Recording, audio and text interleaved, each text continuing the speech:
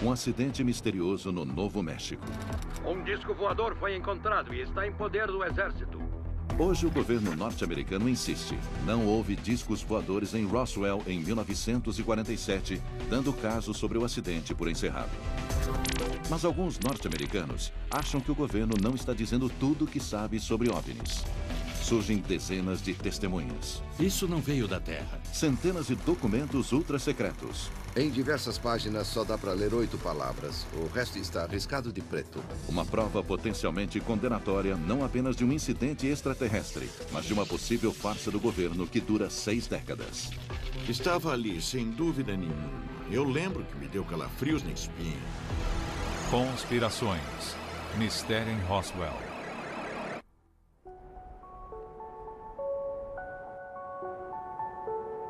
Para um pequeno, mas dedicado grupo de pesquisadores de OVNIs, este rancho num terreno árido a noroeste de Roswell, no Novo México, é um território sagrado. Segundo eles, é o local da queda de uma ou mais naves extraterrestres aqui na Terra no começo de julho de 1947.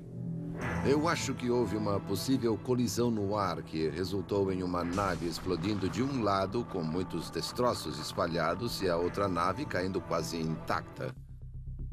Hoje, aquele caso mais conhecido como o incidente em Roswell é lenda. Mas jamais saberíamos de Roswell não fosse por Stan Friedman, um ex-físico nuclear que se tornou pesquisador de OVNIs.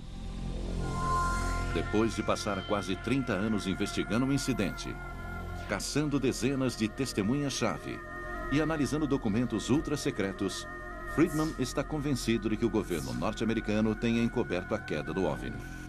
Esta é sua prova. Tudo começou em 1978, após uma palestra sobre OVNIs, quando alguém perguntou se ele conhecia um ex-oficial da inteligência militar, Jesse Marcel. Investigador brilhante que sou, perguntei, quem é ele? Eu nunca ouvi falar. Ah, ele pegou alguns destroços do disco em que você está interessado. O quê? Friedman vai atrás de Marcel, na Louisiana, e ouve a história fantástica sobre o dia em que Marcel ajudou a recuperar uma nave extraterrestre. Havia fragmentos espalhados por toda a área, centenas de metros de largura por quase 1 quilômetro de comprimento. Então, o Jesse conta a história que saiu nos jornais do mundo todo. Mas ele não lembra a data exata. E conta como ele levou os destroços para Fort Worth, no Texas. E disseram para ele não falar nada. Friedman confirma no jornal de Roswell. E, de fato, lá está. 8 de julho de 1947. A Força Aérea de Roswell captura um disco voador. Foi uma coisa sensacional. Manchetes de primeira página, não apenas no Roswell Daily Record, que é um jornal pequeno, mas nos jornais da Costa Oeste, como Los Angeles Herald Express, e por aí vai. Mas a história não para aí. Um dia depois, um boletim dos militares norte-americanos diz que os destroços não pertenciam a um OVNI, mas sim a um balão meteorológico. Mas agora, 30 anos depois, eis que Marcel conta a Friedman que a história do balão era falsa. Parte de uma farsa do governo norte-americano. De uma coisa eu tinha certeza, conhecendo todas as atividades aéreas, não era balão meteorológico, nem aeronave, nem míssil. Era outra coisa e nós não sabíamos o que era. Nas semanas que se seguiram ao incidente em Roswell, o país é tomado pela febre do OVNI, após um piloto comercial relatar que viu 9 objetos estranhos sobrevoando o estado de Washington. Ele não descreveu o formato, ele descreveu as características do voo, quando ele disse que agiam como discos, boiando ou batendo na água. E assim o termo disco tornou-se rapidamente um ícone, um termo para designar objetos voadores não identificados. Surgem centenas de avistamentos de discos, principalmente no Novo México, lar de testes ultra-secretos de foguetes V2 e armas atômicas. A cidade de Roswell é a base do Esquadrão 509, único bombardeiro atômico do mundo. Se extraterrestres se interessassem por qualquer coisa que ocorresse neste planeta, eles iriam direto para o Novo México. Conforme segue a história, na noite fatídica de julho de 1947, uma forte tempestade elétrica cai sobre Roswell.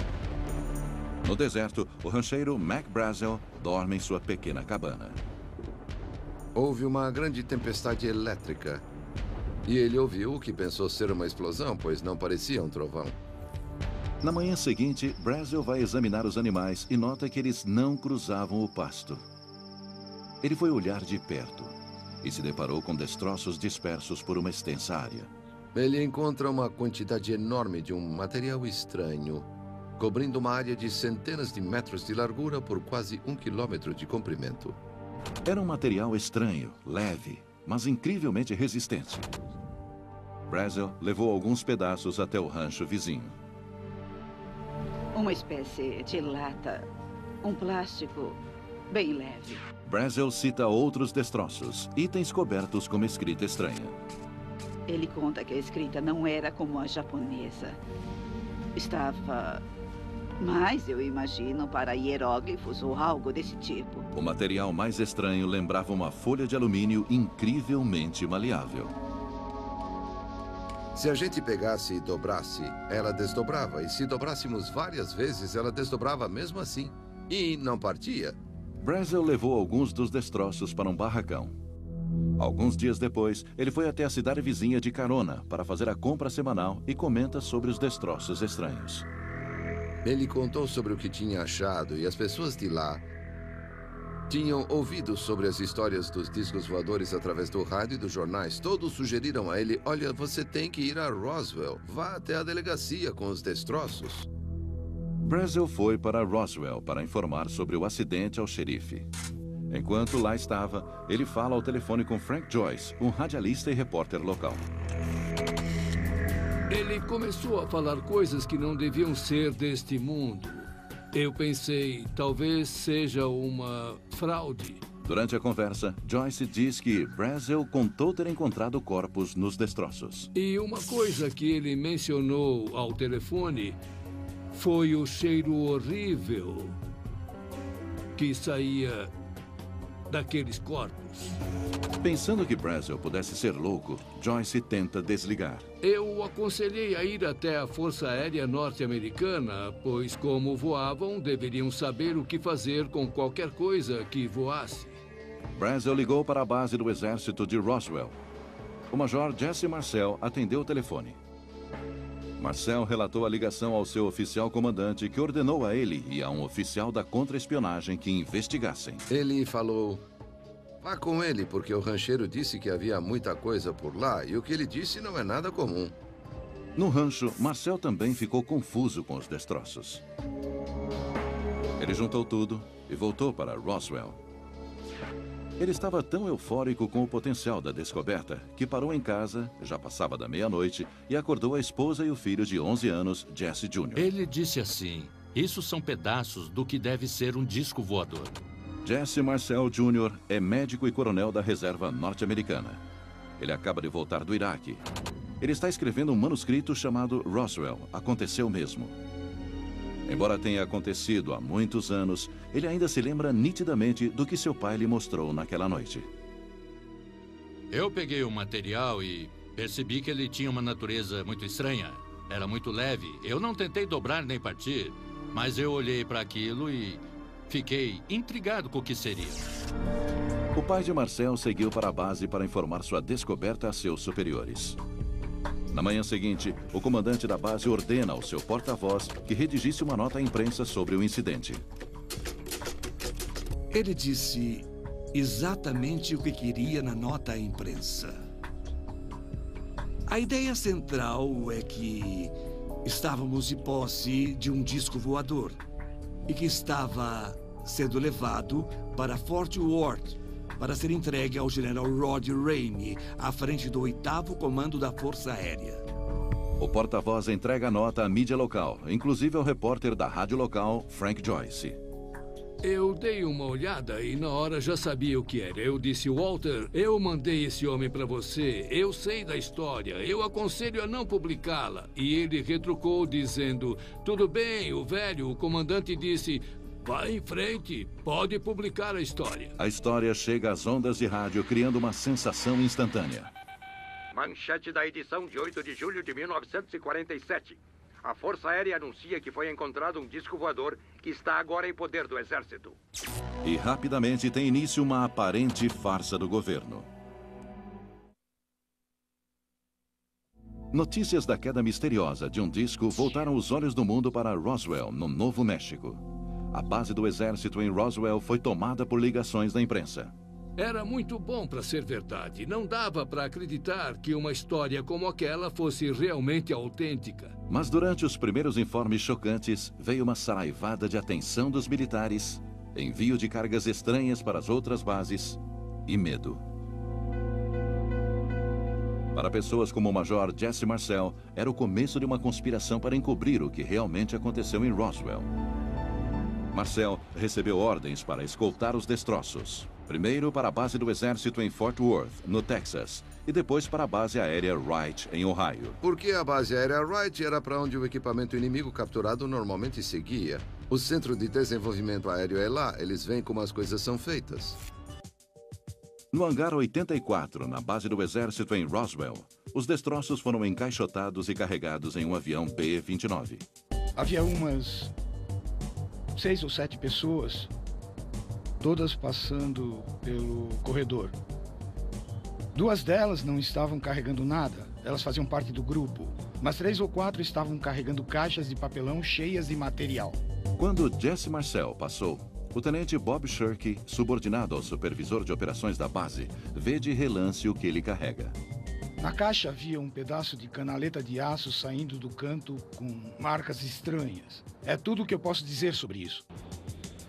Depois da partida do B-29, Shirky ouviu um boato sobre um segundo voo, que partiu mais tarde, um C-54, que supostamente carregava destroços e corpos de extraterrestres. Primeiro, os corpos foram levados para o hospital. Depois, supostamente, o C-54 foi trazido para cá e carregado. Ele partiu daqui.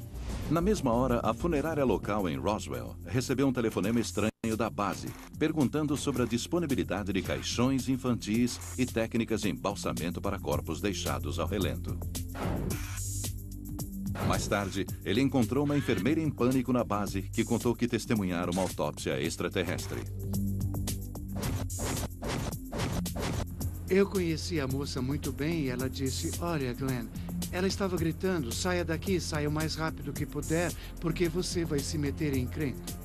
Ela descreveu o que viu em detalhes. As cabeças eram muito grandes, eram moles como as de um recém-nascido. Tinham olhos grandes e 2 orifícios onde seriam as narinas.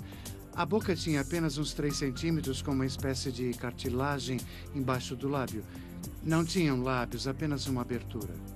A descrição dos corpos coincidia com as dos demais que alegam ter visto os corpos. Era cinza esverdeado, com uma cabeça grande, olhos grandes e pretos. Mas foram os destroços que logo apontaram para uma farsa do governo. Quando Marcel e sua carga estranha chegaram ao Texas, o general de brigada Roger Rummy, do 8º Regimento da Força Aérea, estava esperando para inspecionar os destroços. O general pediu a Marcel para entrar em uma sala e mostrar no mapa onde eles haviam sido encontrados. Quando voltaram, os destroços haviam sumido, supostamente trocados por um material similar ao de um balão meteorológico comum. Segundo Marcel, em sua última entrevista, havia algumas coisas embrulhadas. Ele disse que escondeu os destroços dos fotógrafos que entraram, mas o que estava na foto foi encenado. Aquilo foi uma farsa. A imprensa tirou diversas fotos de oficiais junto aos destroços, inclusive Jesse Marcel. Ele olhou meio acanhado e disse, tá bom, pessoal, vou confirmar tudo isto, mas não foi o que eu vi. Anos depois, Stan Friedman acreditou ter confirmado a farsa ao conseguir uma declaração assinada do tenente-general que dizia: a versão do balão meteorológico foi para desviar a atenção da imprensa e ocorreu sob ordem direta do subcomandante do Comando de Estratégia Aérea em Washington, capital federal. Ele deu 3 ordens. Eu quero que você mande alguns destroços que estão aqui hoje com um de seus mensageiros. Eu quero que tire a imprensa do nosso pé, não importa como. E não quero que fale disso nunca mais, nem com seu amigo Roger Ramey. A suposta farsa funcionou. Um dia após a divulgação da notícia fantástica, a mídia e o público engoliram a nova versão. Na época, as pessoas acreditavam nos militares. Foi logo depois da Segunda Guerra Mundial e os militares tinham nos salvado do fascismo. Depois das fotos forjadas, os destroços foram levados para um destino desconhecido, enquanto Marcel recebeu ordens para voltar para Roswell e esquecer todo o incidente. Quando ele voltou, chamou minha mãe e a mim e disse: olha, gente, não vamos falar mais disso. Encarem como se nada tivesse acontecido. Vocês podem até não esquecer, mas não fale mais sobre isso, nem mesmo com os amigos. E não falamos. Outros também foram supostamente pressionados a ficarem calados ou mudarem suas versões. Poucos dias depois da sessão de fotos, o rancheiro Mac Brazel faz uma visita a Frank Joyce na estação de rádio. Ele disse: depois que saí daqui, eu descobri que o que eu te contei do rancho estava errado. O acidente foi com um balão meteorológico. Mas Joyce descobriu a lorota de Brazel ao perguntar sobre o que havia acontecido com os corpos. Eu disse: mas e o que as pessoas andavam falando ultimamente? Corre por aí que eram homenzinhos verdes. E ele comentou em voz baixa: eles não eram verdes. Depois que os destroços do suposto OVNI foram identificados como sendo um simples balão meteorológico, o interesse pelo incidente em Roswell mingou e logo foi esquecido por completo. Mas os diretamente envolvidos nesse drama, como o Major Jesse Marcel, nunca esqueceram. Não era um balão meteorológico, nem aeronave, nem míssil. Era outra coisa e nós não sabíamos o que era. O filho de Marcel lembra que seu pai se mantinha incisivo, apesar de ocultarem a verdade. Eu me lembro dele explicando depois de participar da farsa porque havia concordado com a história. Publicamente, mas a portas fechadas não. Até o dia da sua morte, ele achava que aquilo não podia ter partido da Terra. Segundo o pesquisador Stan Friedman, os militares norte-americanos também não esqueceram o incidente. Em vez disso, Roswell se tornou plataforma para o que ele chama de Watergate cósmico, uma conspiração do governo para ocultar a verdade sobre os OVNIs. Está claro que havia pessoas no governo levando isso a sério. E também está claro que eles fizeram uma tentativa consciente de encobrir as coisas. Algumas semanas após o incidente em Roswell, foi criado o Conselho de Segurança Nacional, um grupo de aconselhamento super secreto do presidente. Obviamente, os OVNIs eram um assunto para o Conselho de Segurança Nacional. E isso passou por cima da Constituição, do Congresso, da mídia e do público. Foi aí que o tema OVNI se tornou escuro e sombrio. Estou aqui para falar dos supostos discos voadores. Ainda em 1947, a Força Aérea Norte-Americana criou o que viria a ser chamado de Projeto Livro Azul. Um programa para rastrear todos os avistamentos de OVNIs na nação. O interesse da Força Aérea nessa questão é identificar e analisar da melhor forma possível tudo no ar que possa significar algum risco ou ameaça aos Estados Unidos. Muitos avistamentos foram informados e Friedman alegou que os militares emitiam ordens especiais em resposta. Pilotos da Força Aérea receberam ordens no verão de 1952 para abater OVNIs, se eles não pousassem depois de ordenado.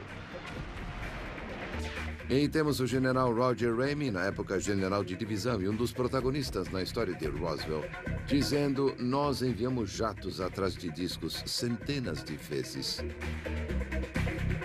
A Força Aérea investigou mais de 12 mil avistamentos em 22 anos. Até hoje, 700 continuam sem explicação. Mas para os que acreditam em Roswell, o verdadeiro propósito do Projeto Livro Azul não é encontrar OVNIs, e sim desbancar sua existência.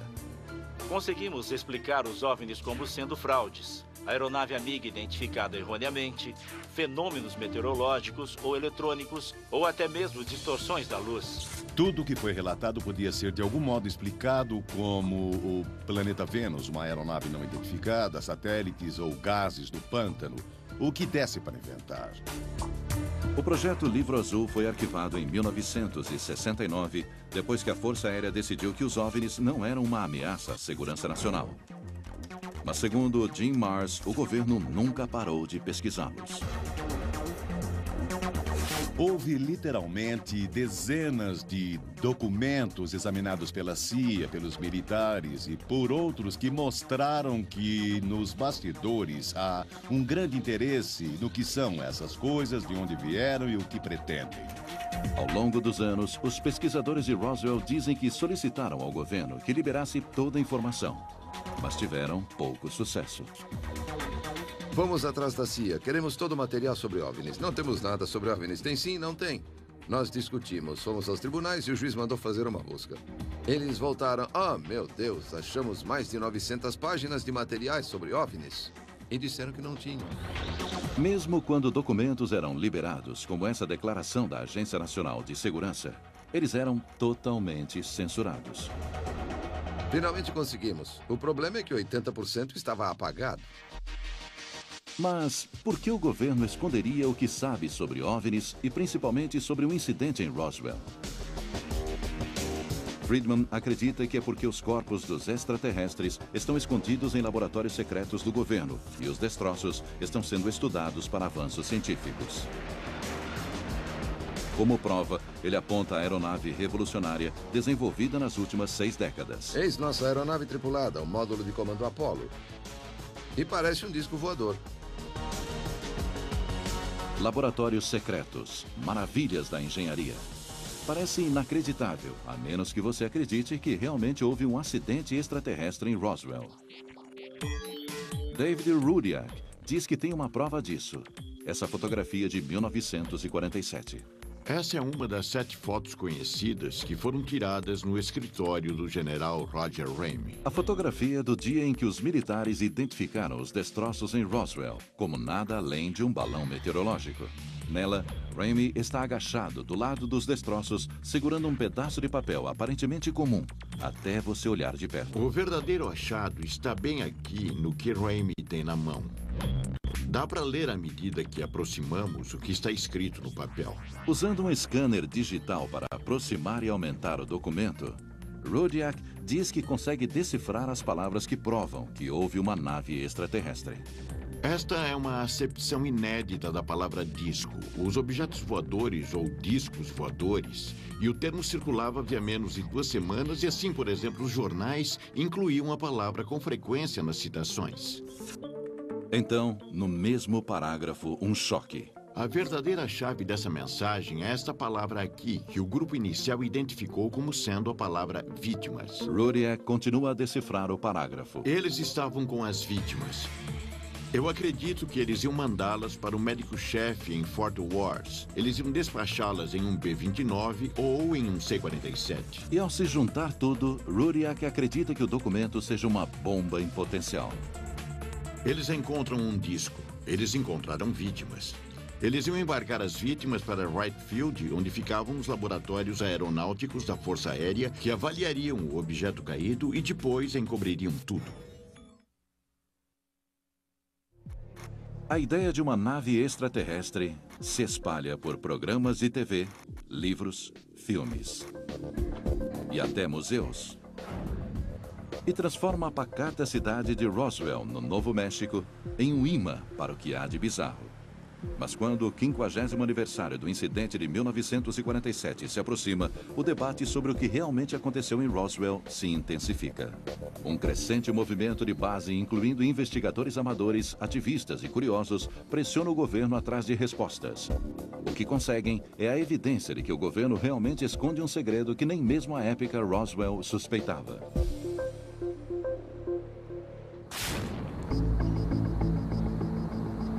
Em 1993, Ken Jeffrey decidiu se juntar à legião de detetives amadores na esperança de descobrir a verdade sobre Roswell. E quando me dei conta, eu estava metido até o pescoço. Jeffrey passou muito tempo nos céus como piloto de aviação comercial, durante 30 anos, com um amor pelo espaço e fascinação por OVNIs.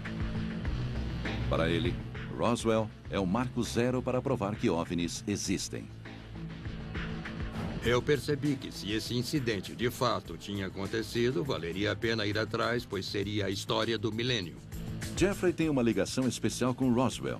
Seu pai foi coronel da Força Aérea e trabalhou com o comandante do Esquadrão 509 de Roswell. Jeffrey logo ficou sabendo das testemunhas que alegavam ter visto destroços estranhos e contavam histórias sobre corpos extraterrestres. Eu fiquei sabendo, através de um dos escritores e pesquisadores de Roswell, sobre um número de testemunhas secretas que tinham medo da represália do governo caso se apresentassem, e foi aí que eu pensei, bom, algo tem que ser feito sobre isso. Seu primeiro passo, a Declaração de Roswell, uma solicitação abrangente assinada por astronautas, cientistas e militares. 20 mil pessoas pedindo ao governo para contar o que sabe sobre Roswell.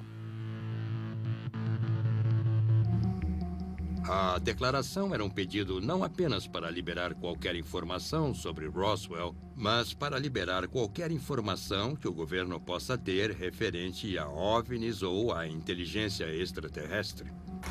Jeffrey consegue a ajuda de um deputado do Novo México que também pressiona atrás de respostas. O que reivindico é que o governo torne público todos os registros sobre o incidente em Roswell. Ou, se foram destruídos, expliquem quem os destruiu, sob ordem de quem e quando. Em 1994, pressionada, a Força Aérea designa o tenente-coronel Richard Weaver para assumir um inquérito. Weaver diz que reviraram tudo e descobriram um segredo chocante. Nós revisamos todos os registros que pudemos encontrar naquela época. Procuramos explicações plausíveis para o que pode ter acontecido. Consideramos um acidente nuclear, consideramos a queda de um míssil desgovernado, consideramos a queda de uma aeronave e também consideramos a possibilidade de um evento extraterrestre que o governo simplesmente não admitiu. Em seu relatório em 1994, Fato versus Ficção no Deserto do Novo México, Weaver encontrou algo que o governo não queria que as pessoas soubessem. Algo que ele agora acredita ser a verdade sobre o que aconteceu naquela noite em 1947. O relatório diz, se houve uma farsa, não é sobre um disco voador vindo do espaço, mas o código de um projeto militar ultra secreto chamado Mogul.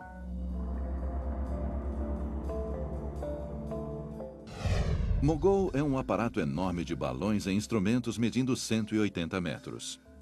Ele foi projetado para detectar testes nucleares soviéticos, uma das questões mais sérias nos idos da Guerra Fria. O projeto era tão secreto que muitos que trabalhavam nele sequer sabiam seu nome.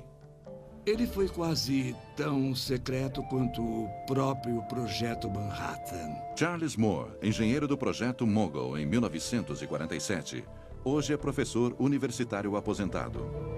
Moore acredita que os relatórios sobre discos voadores e outros destroços no rancho de Brazel descrevem na realidade seu balão número 4. Ele foi lançado em junho a 80 quilômetros a favor do vento. Nós lançamos várias dessas sequências longas de balões. Tínhamos certeza que os relatórios que estavam aparecendo no jornal eram destroços de um desses nossos voos. Nós sabíamos que era estritamente secreto e quanto mais cedo esquecêssemos, melhor. E a história no jornal local, em que o rancheiro descrevia uma lâmina estranha, fita e varetas. Segundo Moore, aquilo se parecia muito com os alvos de radar do Mogul. O material refletivo era papel laminado com folha de alumínio e preso a varetas de pau-balsa para ficar leve o bastante para ser carregado para o alto pelos balões. Moore explica até os hieróglifos extraterrestres que o oficial da inteligência Jesse Marcel e seu filho afirmam ter visto nos destroços. Os alvos que usamos eram reforçados com fita adesiva na qual foram impressas figuras abstratas curiosas, quadrados, triângulos e letras gregas. Mas como Jesse Marcel, um oficial da inteligência com treinamento em alvos de radar, poderia confundir o que ele viu com uma nave extraterrestre? Acho que ele nunca tinha visto balões tão grandes assim. Moore diz que os balões expostos no sol do deserto teriam escurecido e mudado sua aparência. Depois de uma semana no solo, os balões não pareceriam mais balões. E tem mais. Suponhamos por um momento que os destroços de Roswell fossem realmente extraterrestres. Até a Força Aérea afirma que isso seria um acontecimento marcante. Marcante o suficiente que deixaria algum rastro em papel, alguma evidência. Em vez disso, eles dizem que não existe nada. Será que o governo conseguiu mesmo manter esse grande segredo? O coronel Weaver crê que não. Alguém teria que mudar literalmente milhares, se não milhões de registros e ocultar diversas informações tais como horários de voo, planos de voo, todo tipo de burocracia rotineira para desmentir o fato de que algo muito importante aconteceu. A Força Aérea também examinou a foto, aquela com o general Rumney segurando um memorando. Os pesquisadores de Roswell alegam que conseguem ver a palavra vítimas. Mas analistas do governo dizem que não leem nada. Eu questiono qualquer pessoa que alegue ter visto as palavras queda, disco e vítimas. E se esse fosse o caso, teria sido algo tão secreto que eu duvido que Ramey andaria com uma nota contendo essa informação na frente das câmeras. Ken Jeffrey passa a duvidar seriamente sobre a história de Roswell. Então, Jeffrey se depara com notas divulgadas de uma reunião da Força Aérea em 1948, um ano após Roswell. Nela, um alto oficial da inteligência chama a onda de avistamentos de OVNIs de 1947 de um fenômeno do qual não se pode rir. Pareceu uma pista atormentadora até Jeffrey ler o que o oficial disse em seguida. Ele disse, não sei lhes dizer o quanto daríamos para que esses incidentes ocorressem em uma área onde pudéssemos recolher seja lá o que for. Longe de confirmar a existência de uma nave extraterrestre, o coronel simplesmente torce para que tais coisas existam e deseja poder pôr a mão em uma delas. Para Jeffrey, é uma revelação chocante, mas ele ainda continua procurando. Ele busca outras pessoas que podem saber algo a respeito. Membros do Esquadrão 509, com base em Roswell em 1947. E, por fim, eu falei com 15 ex-pilotos de B-29 e 2 ex-navegadores de B-29 e todos eles sentiam que o assunto dos OVNIs era completamente ridículo. A seguir, Jeffrey encontrou 2 oficiais de alto escalão na base aérea que recebeu os destroços que foram levados de Roswell. Eles disseram a Jeffrey que não houve queda de nave espacial, que isso nunca aconteceu. Eles deram uma declaração assinada para Jeffrey. Não houve nave espacial extraterrestre e nenhum hangar secreto para guardá-la. Sobre isso, damos nossa palavra. Mesmo o testemunho do agente funerário... Aqui temos os olhos grandes e cabeças grandes. Sobre uma enfermeira da Força Aérea que teria testemunhado uma autópsia extraterrestre caiu por terra. Não havia registro da existência dessa enfermeira. Passados mais de 3 anos sem respostas, Jeffrey fez uma visita ao professor Charles Moore, engenheiro do projeto Mogul. E aí está, na sua frente, o radar refletor. Segundo Jeffrey, a mesma coisa mostrada nas fotos de 1947. Não tem segredo. E é exatamente isso. Outros pesquisadores de Roswell alegam que os destroços nas fotos eram substituições dos originais. Eles apresentaram o mesmo radar refletor, destroços do balão meteorológico, nada do que foi visto naquele campo. E eles disseram... Desculpem, era só o radar refletor do balão. Mas o oficial da inteligência que acompanhou Jesse Marcel em julho de 1947 diz que uma declaração não foi substituída. Os destroços na foto são exatamente o que ele viu. Na tentativa de saber se os destroços foram mesmo trocados, Jeffrey se volta para as pessoas que testemunharam o fato. Jesse Marcel, pai, faleceu. Mas seu filho, que tinha apenas 11 anos na época, lembra dos destroços estranhos e exóticos. Eu não tentei dobrar nem partir, mas eu olhei para aquilo e fiquei intrigado com o que seria. Embora Marcel Jr. descreva o material como estranho, ele admite que ele e seu pai não souberam dizer exatamente o que era. Alguns dizem que parecia que a lâmina era maleável, a gente apertava e ela se desdobrava. Eu não vi. Eu não sei se meu pai chegou a ver. Jeffrey acredita que é porque os destroços não são tão estranhos assim. Mito urbano. Ou lenda urbana, seja lá o que for, a história cresceu tremendamente através dos anos, pois O material não podia ser amassado com uma marreta, não podia ser queimado e assim por diante. Eu acho que era velha e simples folha de alumínio, pois era isso que usavam para cobrir os radares e refletores. Mas Jeffrey quer ter certeza que cobriu todos os pontos. Ele se pergunta se tem mais alguma coisa sobre esses destroços supostamente estranhos. Na esperança de encontrar uma resposta, ele recorre à hipnose.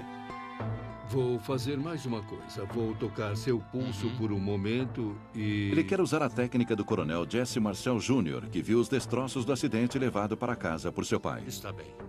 Talvez Marcel conseguisse se lembrar de mais alguns detalhes do que seu pai lhe mostrara naquela noite de 1947. Se a hipnose pudesse ter trazido alguma informação reprimida anteriormente em sua mente com respeito ao material estranho, então haveria uma razão para ser otimista. Talvez houvesse alguma coisa em tudo isso.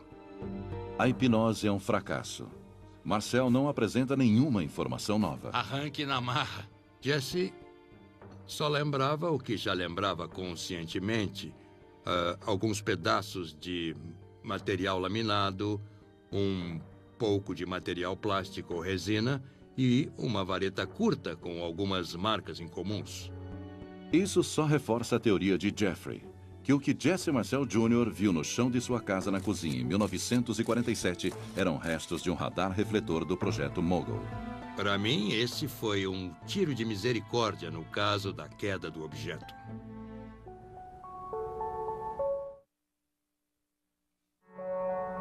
Eles fizeram mesmo alguns lançamentos que deixaram flutuando no deserto.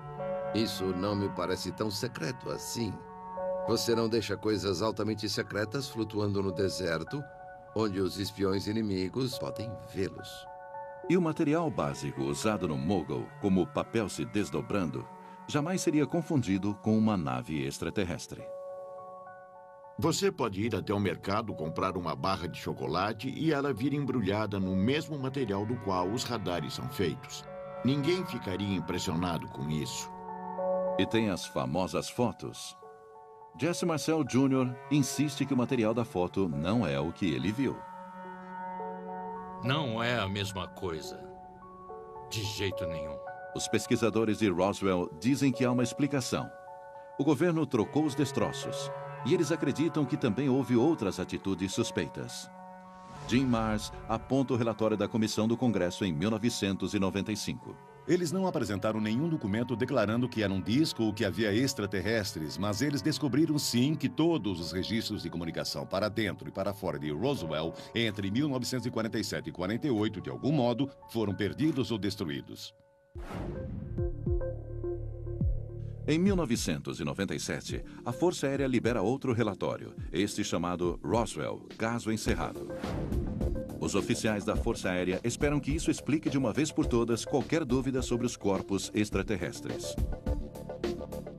Provavelmente, os corpos observados no deserto do Novo México eram bonecos de teste carregados pelos balões de grandes altitudes da Força Aérea para pesquisa científica. Mas há um problema com essa explicação. Os registros da Força Aérea mostram que testes com bonecos só foram usados a partir de 1953, 6 anos depois do acidente em Roswell. Coronel, como o senhor enquadra os entusiastas de OVNIs que dizem que eles estão falando de 1947? O senhor está falando de bonecos usados nos anos 50, uma década depois. Bom, eu acho que esse é um problema. Nós tivemos um hiato no tempo. Eu não sei o que eles viram em 47, mas eu acho que depois de um tempo eles perderam a noção exata sobre em que data foi. Porque muitos bonecos foram jogados.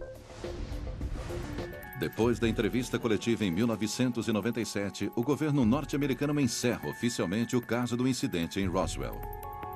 Mas a palavra final parece não satisfazer as pessoas do outro lado do debate. OVNIs, temos o direito de saber. Documentos contraditórios do governo, relatos conflitantes de testemunhas oculares e pistas intrigantes de que o governo ainda está ocultando informações chaves só inflamam a controvérsia sem fim. Sempre haverá aqueles que não acreditarão em nada que o governo disser, e eu acho isso terrível, mas temos que nos perguntar de quem é a culpa. Do ponto de vista de relações públicas, eu acho que o governo lidou muito mal com isso. Mas mesmo lidando mal, Ken Jeffrey acredita que até agora o governo tem a versão mais convincente sobre o que caiu na Terra em Roswell. Eu não tenho dúvida que não foi uma nave extraterrestre. E eu apostaria minha vida nisso sem hesitar. E olhe que foi uma grande decepção para mim. Some-se ao ceticismo de Jeffrey e de muitos outros o fato de que, ao longo dos anos, muitas pistas boas não deram em nada. De testemunhas desacreditadas, até documentos quentes comprovadamente falsos. E ainda o crescente número de locais de pouso extraterrestre no Novo México. Na última contagem, são 6 ao todo, inclusive aqui em Hubcorns Ranch, que cobra entrada. Supõe-se que havia 5 corpos. Temos de enfrentar o barulho para chegar ao sinal. A natureza é assim. É como a sociedade e é como as pessoas são. Não estamos todos preparados para dizer a verdade o tempo inteiro. E apesar de tudo, os crentes ainda creem. O exército chegou e acobertou. Eles continuam convencidos de que Roswell é um segredo mal explicado, enterrado sob décadas de fraudes, mentiras e farsas.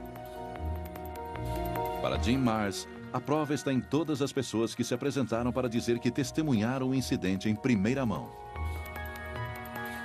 O que me convence que algo sobrenatural aconteceu em Roswell é simplesmente a soma total das evidências. Para Stan Friedman, a prova também está lá. Lá em cima, no céu. O que me fascina é que existem estrelas bilhões de anos mais velhas do que o Sol. Que arrogância pensar que nós somos os bons do pedaço. A maioria das pessoas não acha isso.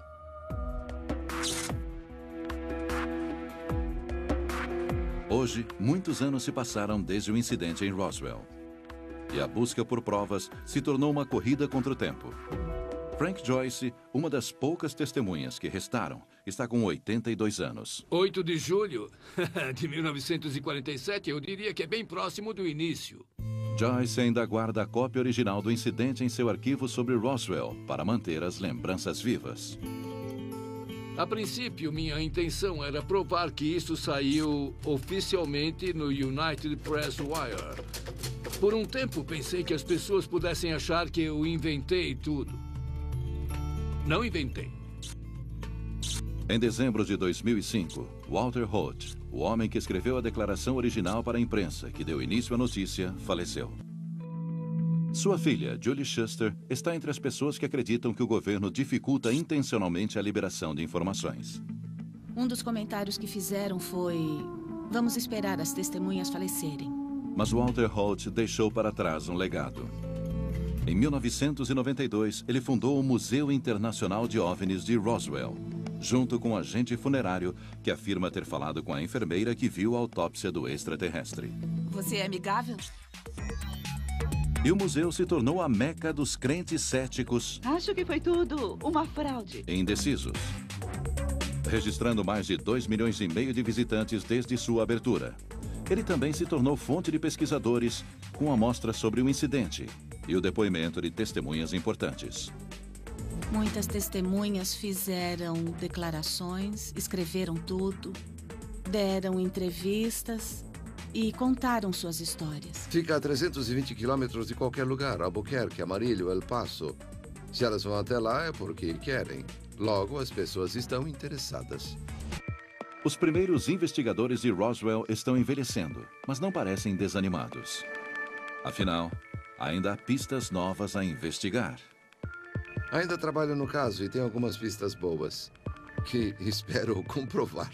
Novas pistas para estudar. Um possível OVNI ao norte de Nova Jersey. Não passa um dia, uma semana, sem que alguém, em algum lugar, não consiga fazer uma boa filmagem de um OVNI. E novos documentos para questionar o governo. Eu quero ver os registros. Uma pergunta interessante é por que não existem registros oficiais? Esses crédulos afirmam que irão lutar perseguindo cada evidência que surgir até finalmente conseguirem uma prova. Uma prova real que esclareça o que de fato caiu na Terra em julho de 1947 nos arredores de Roswell, no Novo México. Versão brasileira, DPN Santos.